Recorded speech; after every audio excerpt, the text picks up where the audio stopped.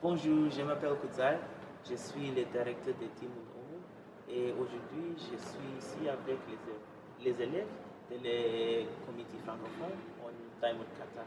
Alors, Donc, je m'appelle Fiona Nyakaja, je suis élève de terminale à l'EF Montaigne. Je m'appelle Achilles Kolanoli, je suis élève de terminale S aussi à l'UEF. merci beaucoup. Oh, donc, qu'est-ce que tes expériences ici en Taïmout Qatar pour tes premières fois? Alors, donc, comme c'était ma première fois, j'avais certaines inquiétudes, je ne savais pas comment ça allait se passer, comment allait s'organiser l'atelier, mais ça s'est très bien déroulé. Déjà, une fois arrivé à l'école, les profs nous ont bien encadrés, les professeurs du lycée Bonaparte aussi nous ont bien expliqué le contexte, ils nous ont amenés, nous ont présenté à notre salle, et dès le début, on a eu des icebreakers pour nous permettre de nous détendre, de prendre ça avec moins de sérieux, de pouvoir trouver ça plus fun, plus amusant et de passer une bonne expérience. Et c'est vraiment une expérience très enrichissante pour moi parce que ça nous apprend déjà à s'ouvrir aux autres, à parler. On est aussi forcé de se rendre policé. On doit faire des efforts d'articulation, prendre sur soi, essayer de parler à l'oral. Et franchement, ça permet aussi d'avoir une ouverture sur le monde, déjà parce qu'on présente un pays différent du nôtre, et aussi parce qu'on entend ce que disent les autres, ce que disent les autres pays, les autres avis des autres élèves, et c'est vraiment génial. Merci. Moi j'avais déjà participé au MFNU en fait, qui était le modèle francophone des Nations Unies qui se déroulait à La Haye en Hollande.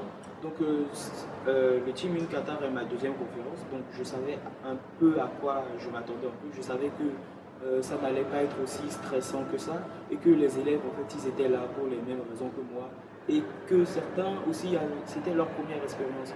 Il y en aura d'autres, il y en aura forcément qui seraient plus intimidés que moi.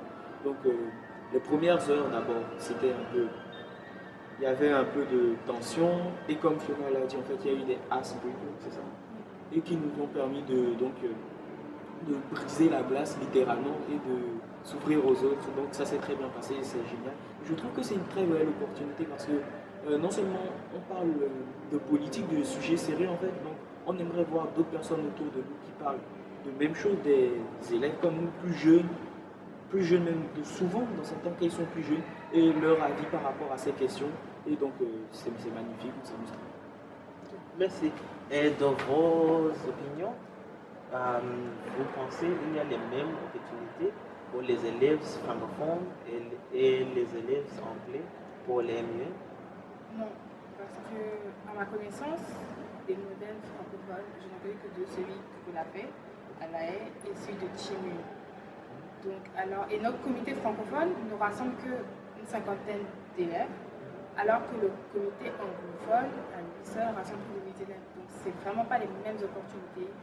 Comme les élèves du modèle anglophone représentent plusieurs programmes avec différents problèmes. Et nous, en fait, nous sommes juste contenus à un seul programme qui est le GA3. Ok.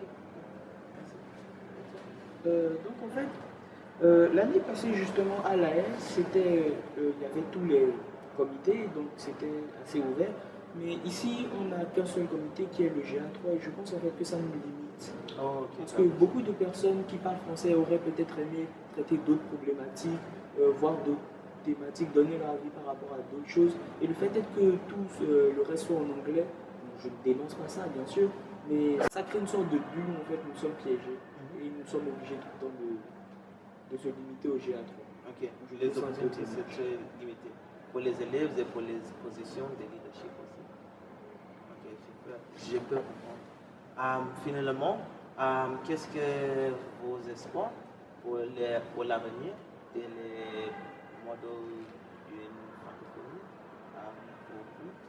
Déjà que ça s'étende, qu'il y en ait plus et que ça soit pas axé sur un seul projet, un seul titre comme le GA3, mais surtout peut-être genre autant qu'il y en a dans le modèle anglophone et aussi dans le développement en Afrique parce que c'est vrai que pour nous, en tant que Béninois, venir jusqu'au Qatar, ça fait très long, c'est 16 heures de vol, 2 avions à prendre. Si on avait un en Afrique, ce serait plus accessible pour nous et aussi pour les autres écoles d'Afrique de l'Ouest, des autres écoles francophones d'Afrique de l'Ouest, de pouvoir eux aussi partager cette expérience-là qui est de participer à un forum de cette ampleur. Ok, c'est nécessaire pour bénéficier plus des élèves. surtout en Afrique de l'Ouest. Oui. Ok, merci. Donc, comme elle a dit, en fait, c'était aussi, c'est pratiquement ce que je pense. Je voudrais en fait qu'il y ait une sorte de team une aussi en Afrique pour que plus d'élèves d'écoles francophones en fait puissent y participer. Parce que elle a bien dit au Qatar, venir au Qatar, c'est vrai que c'est génial et tout, mais c'est assez long. Donc, vu que ici nous sommes 3 écoles françaises, je crois, à l'étranger au Qatar, Il y a 3 écoles. Ce serait bien qu'il y en ait en Afrique, comme ça beaucoup plus de lycées pourraient participer, comme en Côte d'Ivoire, Burkina Faso, tout ça. Donc, pas seulement en Afrique, toujours au Moyen-Orient, peut-être en Asie, en Europe et en Amérique aussi. Ok, d'accord.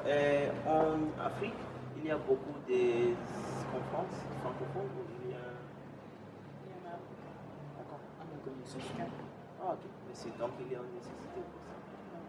Ok. Merci beaucoup pour votre temps. J'espère que pour l'avenir des mondes francophones, il va l'avenir, il a évolué. Merci beaucoup. Thank you.